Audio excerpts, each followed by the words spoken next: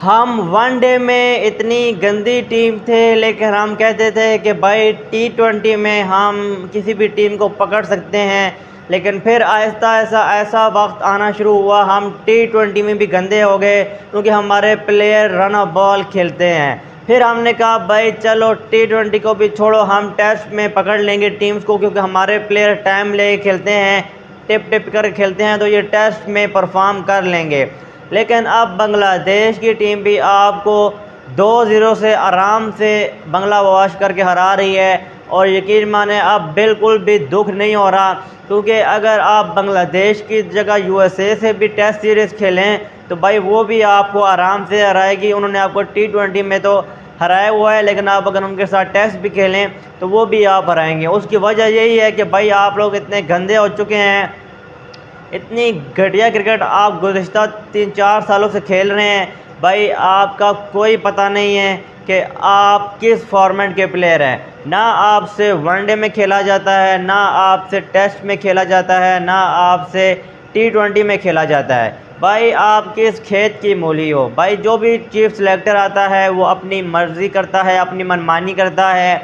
जब मीडिया पे बैठे होते हैं तो इतनी अच्छी बातें करते हैं, लेकिन जब पाकिस्तान टीम के सेटअप में आते हैं तो वही गलतियां रिपीट करते हैं। भाई मोहसिन नकवी साहब, आपसे कोई बंदा पूछे जब आप पाकिस्तान क्रिकेट टीम का सिस्टम ठीक नहीं कर सकते हैं, आप इंटीरियर मिनिस्टर हैं, जब वहां पर आप मुख्तलिफ मुल्कों के दौरे करते हैं, तो भाई आप पाकिस्तान टीम के फिर चेयरमैन क्यों हैं?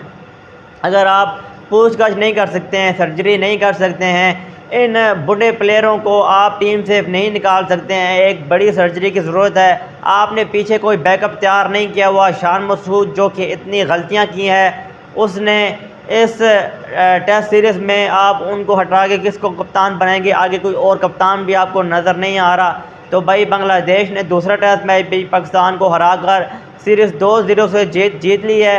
हर सेशन बांग्लादेश ने आपसे जीता है, चाहे पहला टेस्ट लें चाहे दूसरा टेस्ट लें। भाई उम्मीद आज हमें लग रही थी कि बांग्लादेश की टीम जो है जब बॉलिंग करने आई तो पाकिस्तान का एग्रेसिव स्टार्ट था। रिजवान और साजिद खान अच्छा खेल रहे थे। भाई उनकी पार्टनरशिप भी 50 रन की हो चुकी थी। लग रहा था कि भाई पाकिस्तान करीब जाएगा और पाकिस्तान मैच जीतेगा भी, लेकिन पाकिस्तान का ये भी भरोसा नहीं है कि भाई किसी वक्त कुछ भी कर सकते हैं, और वही इन्होंने किया।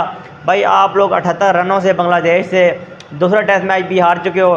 शान मसूद, आपके ऊपर बहुत सारे क्वेश्चन मार्क हैं। इतनी डिफेंसिव कप्तानी, भाई कोई अगर USA का या जिम्बाब्वे का कप्तान होता तो वो भी ना करता। इतनी डिफेंसिव कप्तानी जैसे आपने किया, आपके सामने ऑस्ट्रेलिया नहीं थी, आपके सामने इंडिया, साउथ अफ्रीका, न्यूजीलैंड नहीं थी, आपके सामने बांग्लादेश थी। नाज़मुल हुसैन शांडो को आप देखें भाई किस तरह से उसने कप्तानी की है। भाई बाबर आजम, आपके 50 नहीं चाहिए टेस्ट में, आपका PSL में 100 आ रहा था, यहाँ भी आपका 100 चाहिए था।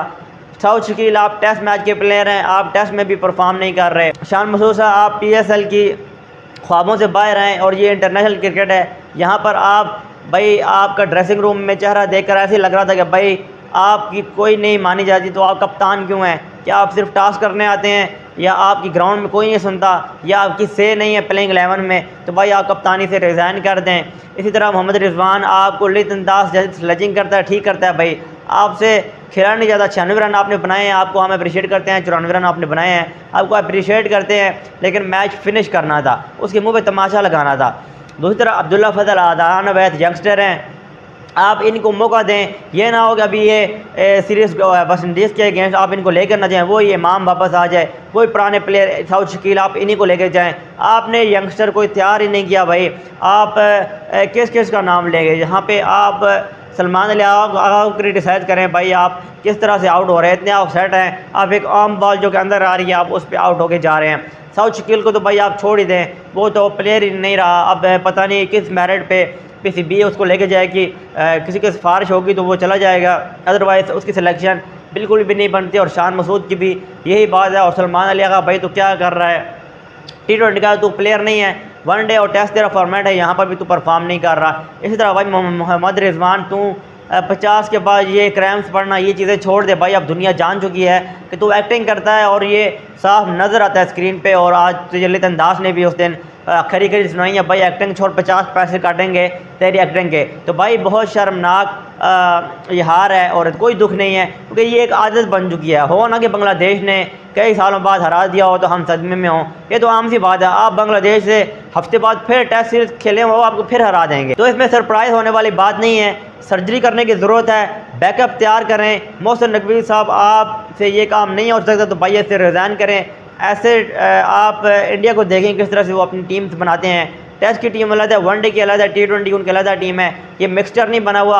और दूसरा, उनके गैप्स भी इतने नहीं हैं, आपके गैप्स इतने ज़्यादा हैं कि भाई टेस्ट टीम भाई आपके साल बाद 5-6 महीनों बाद कोई सीरीज़ खेल रही है, तो ये क्या WTC की तैयारी है। ODI वर्ल्ड कप हो तो आपके सिर्फ 1-2 सीरीज़ होती है, T20 वर्ल्ड कप हो तो आपकी 1-2 सीरीज़ होती हैं। हालांकि दूसरे India, Australia, New Zealand, south Africa भाई 4-4, 5-5 सीरीज़ खेल रही होती हैं, प्रिपरेशन उनकी हो जाती है किसी भी बड़े टूर्नामेंट से पहले। तो आपकी कोई तैयारी नहीं है, आपको कोई माइंड सेट नहीं है, आपने सिर्फ रोकड़ा कमाना है और पाकिस्तानी अवाम को चूरन भेजना है और फुदू बनाना है। अभी ऑस्ट्रेलिया के अगेंस्ट वनडे सीरीज़ शुरू है, उसमें हम चर्चा करेंगे। तो बांग्लादेश की सीरीज़ तो भाई बड़ी गंदी गई है, तो ऑस्ट्रेलिया की टीम आ रही है पाकिस्तान, तो उस पर भी 3 वनडे उस पर भी चर्चा करेंगे। लेकिन मुझे नहीं लगता कि ये जिस तरह की परफॉर्मेंस पाकिस्तान ने बांग्लादेश के अगेंस्ट दी और जिस तरह की परफॉर्मेंस पाकिस्तान टीम की है, मुझे तो लगता है ऑस्ट्रेलिया भी 3-0 से हमें हरा के जाएगी। लेकिन उस पर भी हम डिस्कशन करेंगे। मिलते हैं आपको नेक्स्ट वीडियो में। अल्लाह हाफ़िज़।